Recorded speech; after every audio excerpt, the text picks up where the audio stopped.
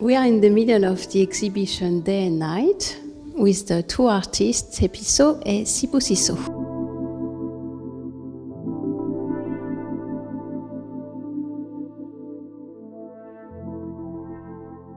Both of you started to become photographer with the program of Soul and Joy. How have you done a different look of your township, of your own city?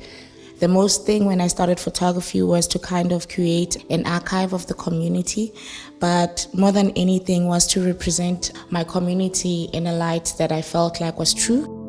In the beginning, I was focusing also on my community, but then I used my childhood memory of growing up in that community, and so I was sort of visiting those spaces which were very profound, to me at the time, and then I tend to be challenging the representation, the viewer in terms of what they see. It's not always, truthful.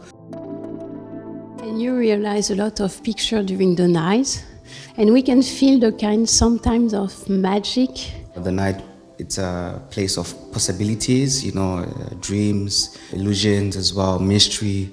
And I'm kind of attracted to that, especially with townships, because for majority of the people, it's sort of a mysterious place and they have never been there, and especially at night. So I try to evoke that sense of mystery, of something that's in between, a potential of what can happen next, because townships are very unpredictable. You like to show details, but also maybe a certain kind of disillusion. What would you like to show at the end of your township? Now I've kind of moved away from documenting, but rather to invoke emotions, make you feel something, because every person that I've photographed and every space I've lived and all of that. So I hope people, when they walk out of here, they understand that the township has its own realities, and they also get the sense of what it feels like to be in the space. We are now 30 years after the end of the apartheid, and you are called the generation born free.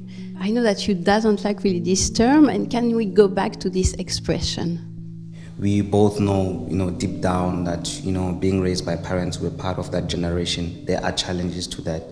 And we're the first generation that are sent out to the world and say, you are free now, So we got the political freedom, but I don't think, the mind, the spirit is free in a sense. What happens is us, the inheritors of that trauma, and there's also the aftermath of that. So that's why I don't identify as a born free, because I feel like even after that 30 years, I am still directly, affected by apartheid, and it's no longer freedom of the physical, but rather of the mind and also of future aspirations. The name of the program is Of Soul